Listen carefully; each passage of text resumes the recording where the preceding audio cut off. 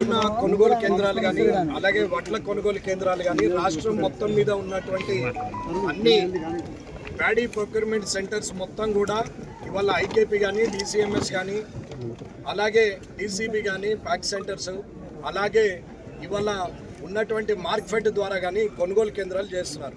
ఇది కొన్ని సంవత్సరాలుగా జరుగుతున్నటువంటి ప్రాసెస్. ఇది కొత్తగా ఈ ప్రభుత్వం కనుగొన్నది కాదు. ఏ ప్రభుత్వం ఉన్నా రైతు కొనుగోలు కేంద్రాలు కామన్గా ఏప్రిల్ 1కే స్టార్ట్ కావాలి. కానీ ఈసారి ఏప్రిల్ 25 వరకు స్టార్ట్ చేయలేరు. ఇది ప్రభుత్వం అలసత్వం.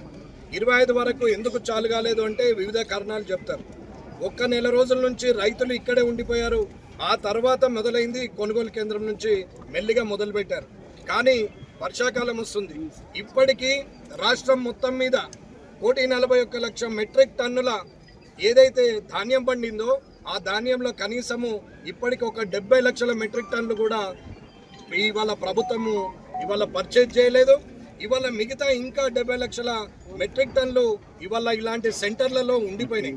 ప్రభుత్వ నిర్లక్ష్యము రైతుల పట్ల ఉన్నటువంటి వారి ఆలోచన విధానము ఇక్కడ తెలుపుతున్నది. కానీ మొన్న ముఖ్యమంత్రి రేవంత్ రెడ్డి గారు ఏమన్నారు? 80% మేము లిఫ్ట్ చేసాము, 20% ఉంది అని అంటారు. ఇవాళ గజ్వెల్నే చూసుకున్నట్టయితే ఇక్కడ ఈ జిల్లా సిద్దిపేట జిల్లా కన్నా ఇక్కడైనా సరే ఎక్కడైనా సరే ప్రతి దగ్గర కూడా 50 నుంచి 55% వడ్లు ఇంకా ఇక్కడే ఉన్నాయి. ఆయన అబద్ధము చెప్పడము అనేది ఎంతవరకు సబబు? ఇంతకుముందు ప్రతిపక్ష నాయకుని ఉన్నప్పుడు పిసిసి ప్రెసిడెంట్గా ఉన్నప్పుడు ఇదే రైతుల విషయంలో చంద్రశేఖరరావు గారి మీద కొట్లాడుతూ మాట్లాడినటువంటి సందర్భాన్ని ఒక్కసారి జ్ఞాపకం చేసుకోవాలి.